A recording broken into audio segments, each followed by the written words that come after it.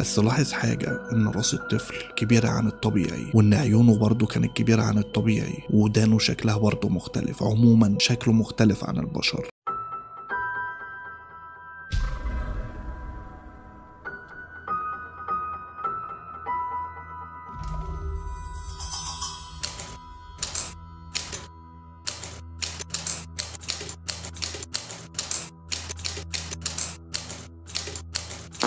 عصابة، مساء خير عليك يا جدع. اديني سمعت كلام العصابة وسمعت كلام الشباب والبنات برضو، يعني غيرت السيت اب لبرنامج كما لم ترى من قبل عشان تعرف تفرق ما بين قناة مع الديب وقناة الديب والعصابة، ان ده برنامج ده حاجة تانية خالص، عشان انا ما بسميش مع الديب برنامج يعني. وقول لي برضو ايه رايك في السيت اب ده. المهم يا جدع، بدون اي تفاصيل زيادة، النهارده هنتكلم عن اسطورة الطنطل. الطنطل هو كائن اسطوري تراثي جدا بالنسبة للعراقيين او بالنسبة للعراق والكويت. اسمه اصلا متاخد من الاساطير السومرية للعراق. من المفترض ان الطنطل بيقدر يغير هيئته وشكله بسرعة رهيبة وبطريقة غريبة، محدش بيحس بيه نهائي، محدش يقدر يلمسه، او هو اصلا ملهوش ملمس وما بيظهرش نهائي، ليس ظاهرا وكمان مش مستخبي. عارف التركيبة. الطنطل بالنسبة للاسطورة دي هو موجود في كل شيء، وبيقولوا في الحكايات الشعبية عنه ان هو طويل لدرجة ان راسه ممكن توصل للسماء، وفي ناس تانية بتوصفه زمان ان هو قزم وريحته وحشة جدا جدا يعة خالص. غير ان الطنطل مش محدد شخصيته سواء ذكر ولا مزن عاكسها ولا ينظم، غير ان عنده قدرة هايلة جدا جدا جدا ان هو يبقى موجود في كل مكان. يعني ممكن يبقى موجود جنبي دلوقتي وجنبك في نفس الوقت. مش بخوفك ولا حاجة، انا عارف العصابة ما بتخافش، بس انا بقول لك مثلا الطنطل عنده قدرات خارقة لدرجة ان هو ممكن يسيب عاهات لما يمشي، او ممكن يسيب في حد اعاقة، او ممكن كمان يخليه يتجنن، وكل ده يحصل لمجرد انك تشوفه بس. وبيقولوا ان في طناطل اليفة وتقدر تعمل علاقة معاك، بس ده في حالة انك تقدم لهم عيش الرز المشوي بس يكون من غير ملح. ورغم قوة الطنطل الخارقة المرعبة الفظيعة، بس بيهرب في لحظة لو طلعته قدامه اي شيء من الحديد. وطنطل الاهوار دي بمعنى الاماكن اللي بتبقى فيها مية وبتبقى تحت شويه كده، عارف انت الاماكن هم اللي بتبقى عامله زي المستنقعات كده، دي اسمها الاهوار. المفروض بقى ان طنطل الاهوار ده مختلف تماما عن الطنطل اللي بيبقى في المدن او في الحواري او في المقابر او حتى في الصحراء. في الاهوار الطنطل بيكون شرس جدا وبيبقى مؤذي جدا جدا، وبيقطع الطرق على الصيادين وعلى الناس اللي مسافره. والطنطل بيحب يسيطر على مساحات واسعه جدا، وبيحرم ان البشر تقدر توصل للاماكن دي. عشان كده الاسماك والطيور بتكتر في الاماكن اللي فيها الطنطل. غير ان الغابات الاشجار بتاعتها بتتشابك، بتبقى عامله زي الغابه، عشان دي اماكن خاليه من البشر، والطبيعي ان الطنطل هو اللي مسيطر عليها. ودايما بيسكن الاهوار البعيده والممرات اللي بيبقى فيها ميه دي، اللي بيقولوا عليها قنال او حاجه كده. وبيهجم على الانسان لو لقاه لوحده، وقبل ما بيهجم بيطلع اصوات غريبه بتبقى مميزه جدا وبتعرف ان هو جاي. غير ان هو بيقدر يبدل شكله وحجمه كمان في اي لحظه، فده لوحده بيخلي الناس مرعوبه لمجرد فكرته. الباحثين بقى بيقولوا ان شخصيه الطنطل دي بترجع لاسطوره اسمها اسطوره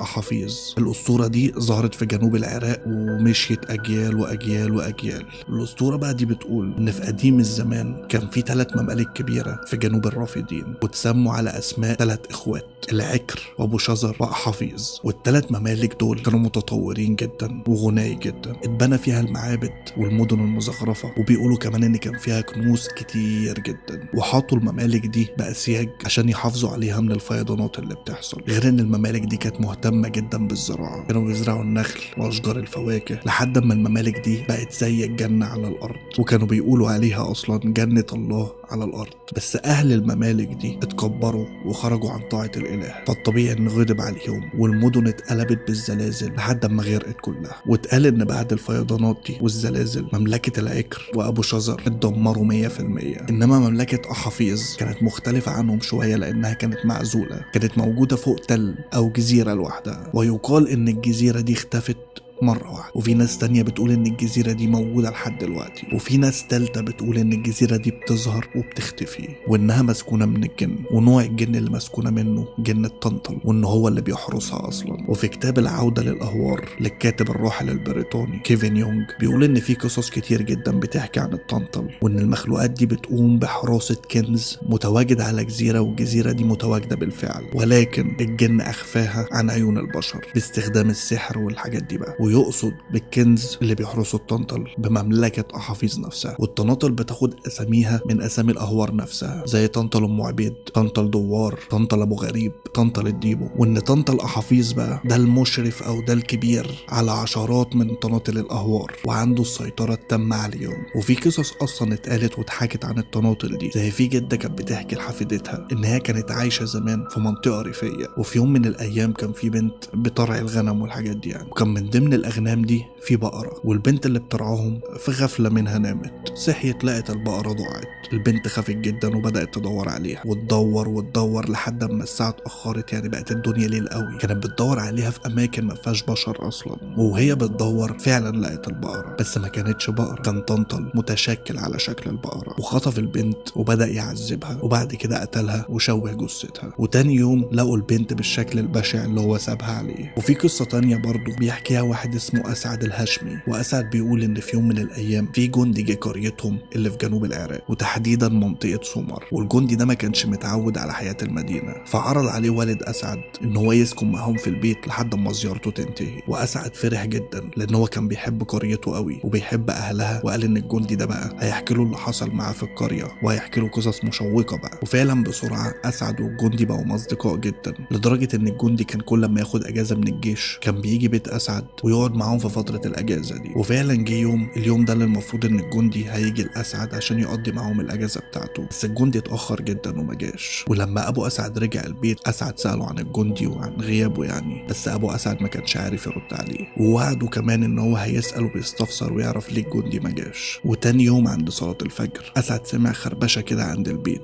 فرح وقال صاحبه جه الجندي، وجري بسرعة وفتح الباب، وفعلا لقى الجندي موجود صاحبه، بس كانت حالته صعبة جدا، كان راكن على الباب كده وموطي راسه وجسمه بايظ وشكله مفشوخ يعني. ووالد أسعد شاف الجندي بالشكل ده قال له طب ادخل وريح نفسك وظبط نفسك كده وارتاح، والصبح احكي لنا ايه اللي حصل، اهم حاجة انك بخير. بس لما صحيوا تاني يوم الجندي كان مصر جدا انه ما يحكيش اللي حصل معاه، بس لما أسعد خده على جنب بما انهم اصدقاء ولح عليه، الجندي بدأ يحكي له وقال له ان اليوم اللي كان جاي له بيته لما بدأت الأجازة حب يختصر الطريق، فخد طريق كان كله حقول وقمح والحاجات دي كلها مزارع يعني. وهو في طريقه كانت الدنيا بدأت تليل، ولمح حد ماشي من بعيد كده في المزارع كأنه طفل صغير بيجري، فالجندي بدأ ينده عن الطفل، بس الطفل ما بيردش عليه، فخاف عليه وقال ممكن يكون تايه ولازم يلحقه. بس الفكرة ان هو اول ما بدأ يمشي ناحية الطفل حس بحاجة بتجري حواليه بس بسرعة خارقة. في اللحظة دي بدأ يبص حواليه، فجأة لقى الطفل واقف جنبه مع ان الطفل كان بعيد عنه جدا. فجأة لقى الطفل بدأ يتحرك تاني بنفس السرعة الرهيبة دي، بس لاحظ حاجة ان راس الطفل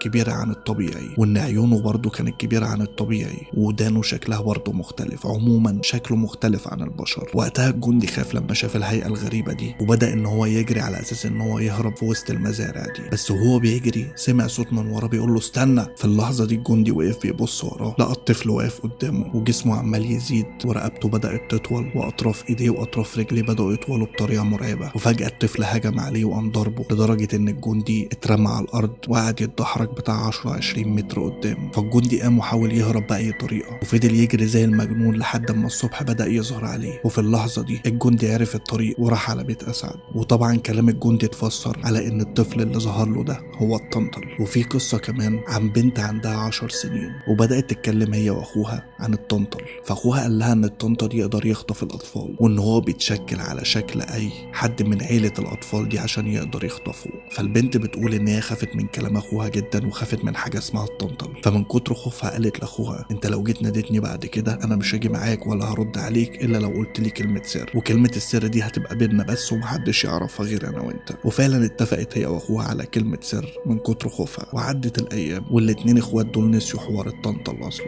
وفي يوم من الايام وقت غروب الشمس البنت بتقول ان اخوها جالها وقال لها تعالي معايا عايزك، فما سالته فين قال لها نروح ورا البيت ونقعد نلعب شويه. والبنت بتقول ان لما بصت في وش اخوها وهو بيقول لها كده حست ان هو غريب نوعا ما، مش اخوها اللي تعرفه دايما. ملامحه كانت جامده وحست ان جسمها اشعر لما شافته، فقالت ان هي رفضت وقالت له ان الليل قرب وبلاش نلعب النهارده. فضل يقنعها اكتر واكتر لدرجه ان هي قالت له انت بدات تخوفني، فاكر اما خوفتني من الطنطل؟ انا خايفه منك نفس الخوف دلوقتي. ووقتها افتكرت موضوع كلمه السر، فطلبت منه انه يقول كلمه السر لو هو اخوها. وبتقول في اللحظه دي دي بدأت تصرفاته تبقى غريبة، وبدأ يسأل ايه كلمة السر دي، وهي بدأت تزعق وتقول له انا مش هروح معاك في مكان. وفعلا اخوها خد بعضه ومشي. وبعد ساعة لقيت اخوها جاي لها تاني. اول ما شافته قامت مزعقة وقالت له انا مش هروح معاك في مكان. فاخوها قال لها انت بتتكلمي يعني انا مش فاهم حاجة. فقالت له انت مش جيت لي من ساعة وقلت لي تعالي معايا عشان نلعب ورا البيت، وكمان انا طلبت منك كلمة السر وانت ما ردتش. والبنت بتقول اول ما قالت لاخوها كده اخوها زي ما يكون جه عليه صعقة، واقسم لها ان هو ما جالهاش نهائي وان هو كان بره ولسه واصل البيت من شوية. والبنت بتقول وبتأكد ان اخوها مش من النوع اللي بيكذب،